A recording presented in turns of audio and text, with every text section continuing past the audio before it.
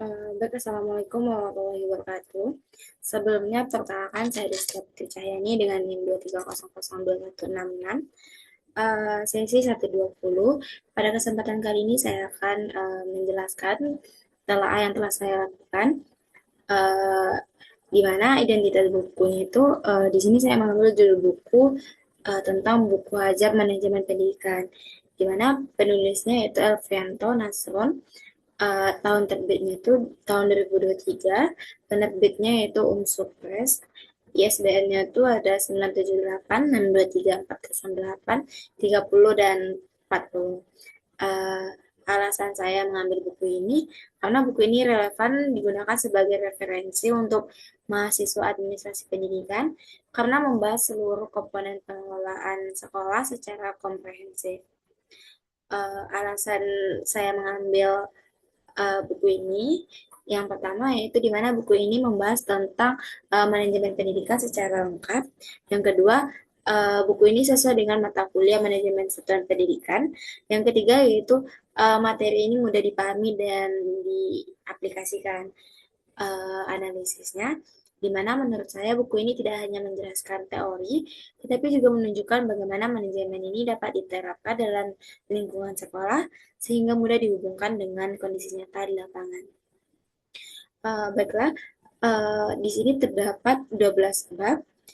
Uh, yang pertama yaitu manajemen dan definisi manajemen pendidikan, di mana bab ini menjelaskan konsep dasar manajemen sebagai proses perencanaan, pengorganisasian, pengarahan, dan pengawasan untuk mencapai tujuan organisasi secara efektif dan efisien.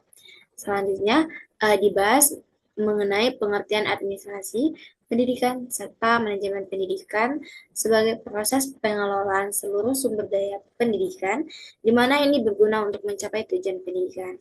Bab ini juga menguraikan tentang ruang lingkup dan teknik-teknik manajemen pendidikan, serta pentingnya efektivitas dan efisiensi dalam penyelenggaraan pendidikan, di mana hasil telaahannya yaitu bab ini memberikan landasan teoritis yang kuat mengenai manajemen pendidikan, di mana materi ini disusun secara sistematis sehingga membantu pembaca dalam memahami hubungan antara konsep manajemen umum dan penerapannya dalam bidang pendidikan.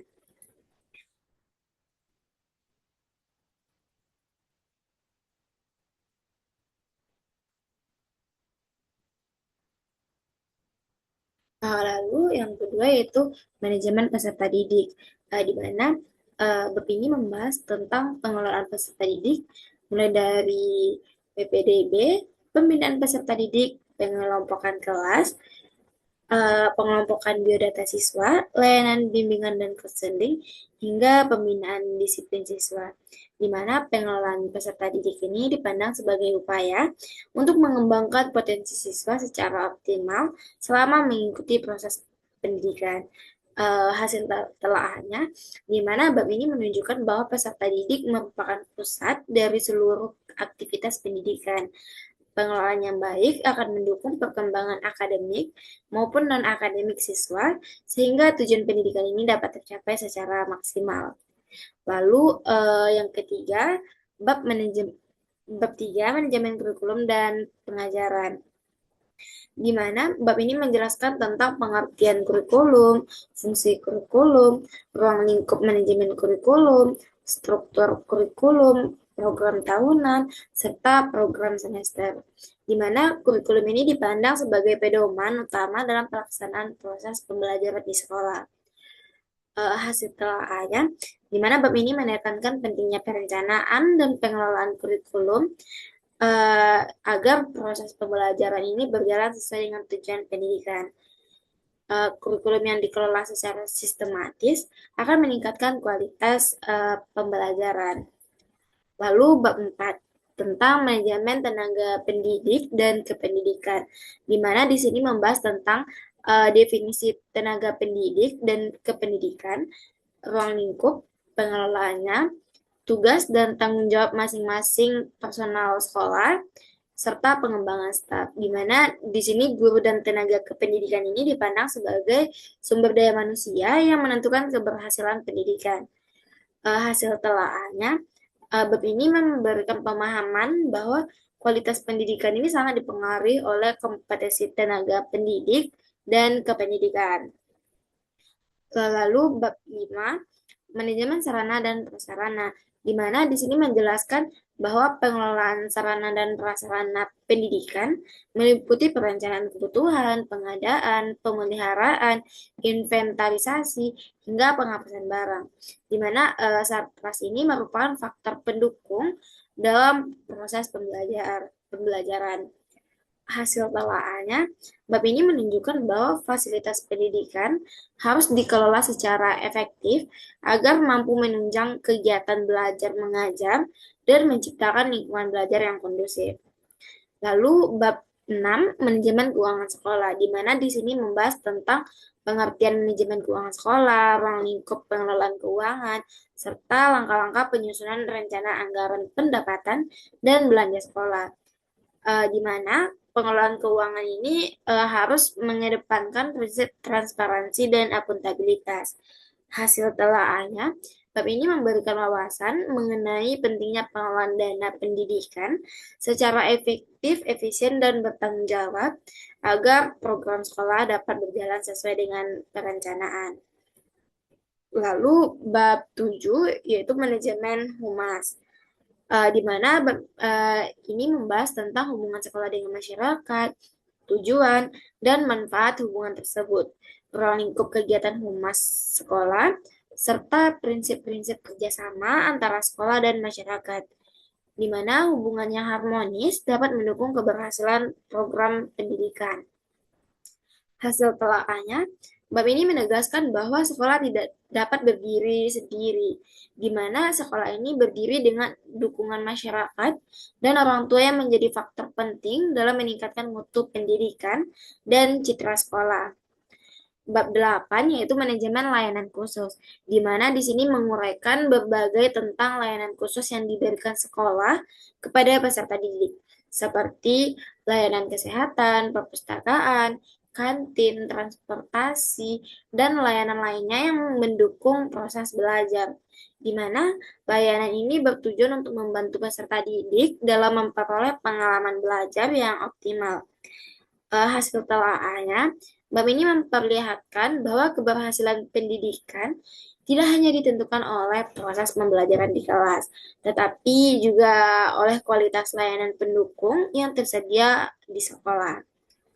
Lalu bab 9, supervisi pendidikan, di mana di sini membahas tentang hakikat supervisi pendidikan, permasalahan supervisi, tujuan supervisi, ragam supervisi, serta teknik-teknik supervisi, di mana seringkali supervisi ini dipandang sebagai upaya pembinaan untuk meningkatkan kualitas proses pembelajaran dan kinerja guru.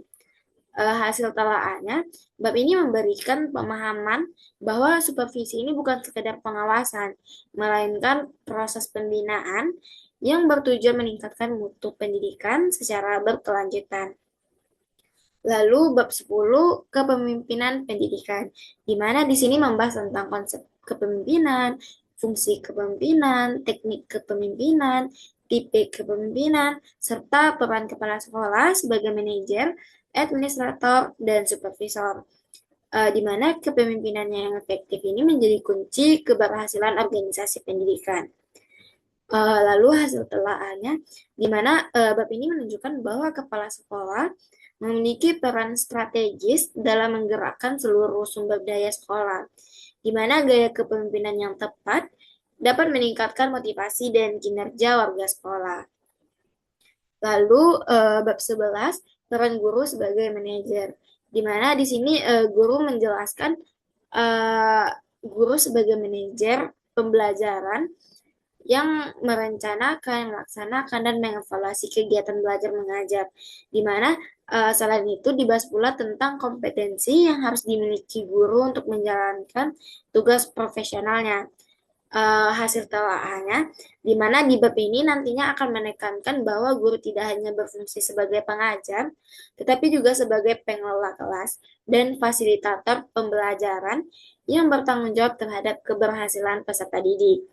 Lalu bab terakhir yaitu manajemen strategi peningkatan mutu pendidikan, di mana di sini membahas tentang konsep mutu pendidikan, penjaminan mutu, total quality management, serta penerapannya dalam konteks pendidikan di Indonesia, di mana mutu pendidikan ini dipandang sebagai tanggung jawab seluruh komponen sekolah yang harus ditingkatkan secara berkelanjutan, di mana hasil telaahnya ini memberikan gambaran bahwa peningkatan mutu pendidikan memerlukan perencanaan strategis, keterlibatan seluruh warga sekolah, dan komitmen terhadap perbaikan berkelanjutan agar mampu memenuhi kebutuhan masyarakat dan perkembangan zaman. Lalu kesimpulan dari hasil telah yang telah saya sampaikan, di mana dalam buku Manajemen Pendidikan karya Elfrianto, Nasrun, dan Muhammad Arifin menyajikan bahwa pembahasan yang komprehensif mengenai berbagai aspek manajemen pendidikan, mulai dari konsep dasar manajemen hingga strategi peningkatan mutu pendidikan, di mana materi ini disusun secara sistematis dan relevan dengan kebutuhan calon pendidik maupun tenaga kependidikan. Buku ini memberikan pemahaman yang mendalam tentang pentingnya pengelolaan sumber daya pendidikan secara efektif dan efisien, di mana ini berguna untuk mencapai tujuan pendidikan yang berkualitas. Mungkin sekian presentasi saya tentang telaah buku. Uh, Sampai berjumpa di video selanjutnya. Terima kasih.